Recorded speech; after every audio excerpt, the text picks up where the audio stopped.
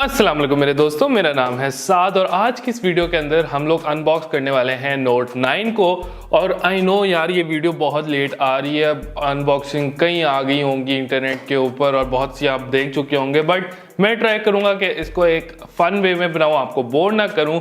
और मुझे पता है कि मैं लेट हूं, बट क्या करें, लानी तो आपके लिए फिर भी थी। अगर आप मेरी वीडियोस को पहली दफा देख रहे हैं, ये वाली वीडियो पहली दफा देख रहे हैं, तो मैं आपको रिकमेंड करूंगा सब्सक्राइब कर लो, नोटिफिकेशन बेल ऑन कर लो, क्योंकि इस तरह के अनबॉक्सिंग, रिव्यू और टेक वीडियोस मैं बनाता रहता हूं।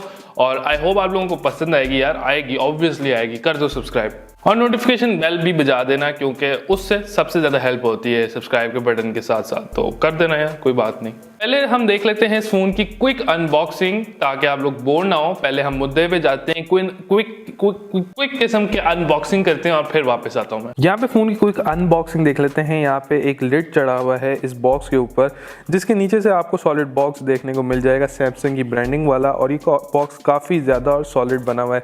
इसके कवर के ऊपर आपको सारी स्पेसिफिकेशंस देखने को मिल जाएंगे और पीटीए का स्टिकर भी।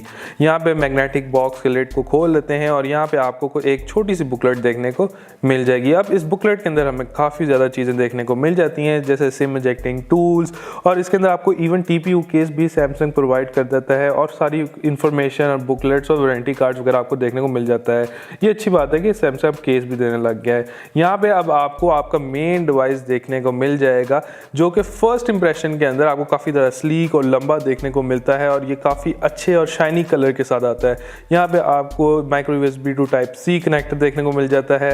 यहाँ पे USB to type C connector देखने को मिल जाता है, जो काफ़ी ज़्यादा काम आता है डाटा ट्रांसफ़र करने में। फास्ट चार्जिंग ब्रिक देखने को मिल जाती है यहाँ पे, जो काफ़ी ज़्यादा तेज़ चार्ज कर देता है आपका फ़ोन।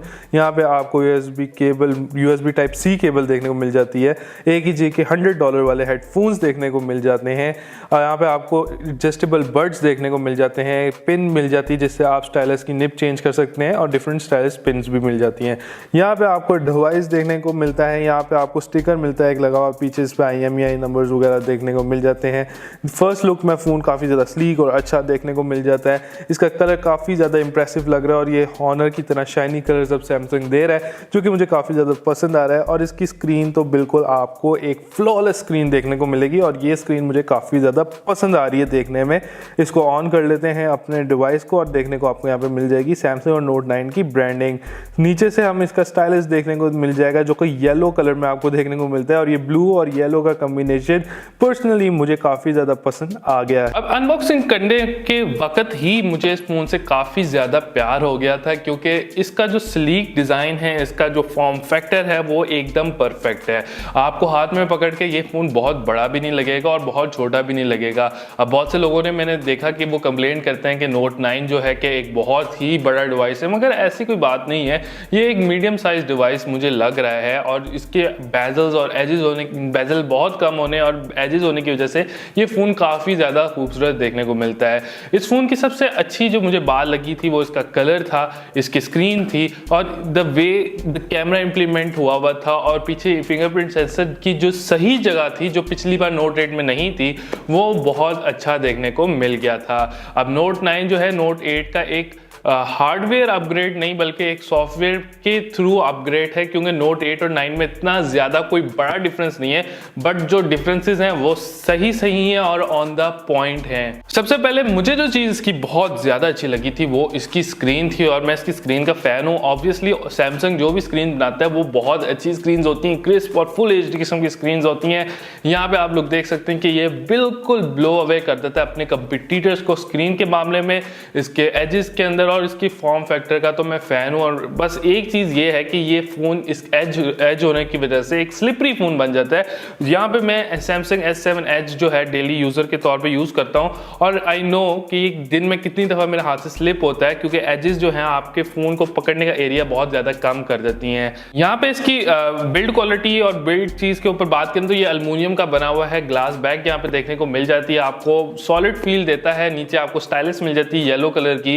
और जो एक चीज़ मुझे अच्छी नहीं लगी इसके अंदर वो इसकी फिंगरप्रिंट सेंसर था। अब जो भी सैमसंग का फ़ोन S6 से S9 से और Note 9 तक जो भी फ़ोन्स आ रहे हैं वो एक फिंगरप्रिंट मैग्नेट्स हैं, फिंगरप्रिंट इसके ऊपर लगते हैं, उंगलियों के निशान लगते हैं, आपकी स्क्रीन भी गंदी होती है, आपकी बैक भी गंदी होती है।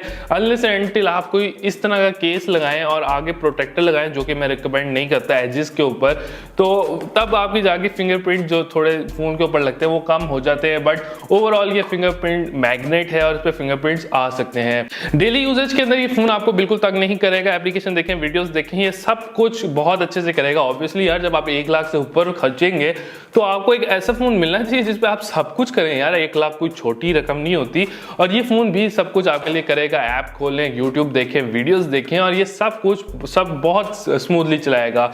मैं ये चीज़ देख के बहुत ज़्यादा खुश हुआ कि सैमसंग का जो UI है वो काफ़ी ज़्यादा डेवलप हो चुका है। शुरू में जब ये S4, S5 के टाइम पे ये UI बहुत ज़्यादा हैवी होता था और एंड्रॉयड को बहुत ज़्यादा स्लो बना देता था। बट आज के दिन में ये जो सैमसंग का UI है ये बहुत ज़्यादा इवॉल्व हो चुका है, कस्टमाइज्ड हो चुका है और काफ़ी अच्छे से हैंडल करता है एंड्रॉयड के साथ मिलकर सॉफ्टवेयर को। कैमरा की बात करें, क्योंकि मैं कैमरा को इसको आईफोन XS Max के साथ कंपेयर करना चाहता था, और आईफोन XS Max के कंपेरेटिव में ये पूरी टक्कर देता है Note 9। यहाँ पे आप कैमरा देख सकते हैं, इसके अंदर आपको डिफरेंट फीचर्स देखने को मिल जाएंगे, मैनुअल मोड, सब कुछ, हर तरह का मोड आपको देखने को मिल जाएगा। इसके अंदर जो सबसे अच्छी कैमरा से रिलेटेड अट्रैक्टिव फीचर था वो इसका स्टाइलिश के अंदर था। स्टाइलिश ऑब्वियसली बहुत अच्छा फीचर तो आ रहा है नोट सीरीज के अंदर, बट इसके अंदर जो आप ब्लूटूथ के जरिए सेल्फीज ले सकते हो और अपनी गैलरी स्क्रॉल कर सकते हो, ये मुझे बहुत ज़्यादा पसंद आया, क्योंकि इसके अंदर मैं बहुत ज़्यादा पोटेंशियल देख रहा हूँ फ्यूचर के अंदर। इस फीचर को लेके बहुत ज़्यादा क्रिएटर्स इसे यूज़ कर सकते हैं, आप प्रेजेंटेशन देते हुए यूज़ कर सकते हो, और आप वीडियो आई होप रिकॉर्ड कर सको आगे जाके। इसके साथ बहुत सारी ऐप्स भी कहा जा रहा है कि ब्लूटूथ रिमोट भी है, क्योंकि स्टाइलिश के अंदर तो आप बहुत कुछ कर सकोगे। तो ये फीचर मुझे काफ़ी ज़्यादा अच्छा लगा। कैमरा की बात करें तो बैक कैमरा बहुत कमाल था। फ्रंट कैमरा की बात करें तो उसमें सेल्फीज भी बहुत अच्छी आ रही थी, बट बात यही है कि वो थोड़ी सी चीज़ों को ओवर सैचुरेट कर रहा था। यहाँ पे आप साइड बाय साइड कंपैरिजन देख सकते हैं, जो कि मैंने अपने इंस्टाग्राम पे किया था। अगर आप मेरे इंस्टाग्राम को फॉलो नहीं कर रहे तो वहाँ पे मैं कैमरा कंपैरिजन करते रहता हूँ फोन्स के, तो नीचे जाके मेरे जो ये आ रहा है नाम, इस पर YourDailyTech के ऊपर जाके आप मुझे फॉलो कर लो इंस्टाग्राम पे, वहाँ पे भी मैं बिहाइंड द सीन्स चीज़ें करता रहता हूँ।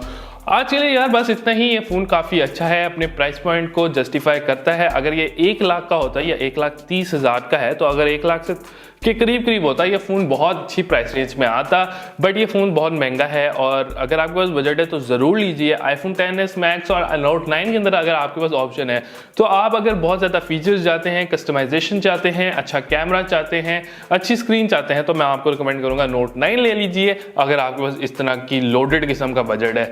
तो आई होप आज की वीडियो आपको पसंद आई होगी, और आगे चल के बहुत सारी अच्छी वीडियो आने वाली है, इसलिए मेरे चैनल को सब्सक्राइब कर लो, लाइक कर लो, शेयर कर लो, और नीचे कमेंट में ज़रूर बताना कि आपको क्या अच्छा लगा, क्या अच्छा नहीं लगा। इसी तरह की वीडियोस में लाता रहूँगा। Thank you for watching.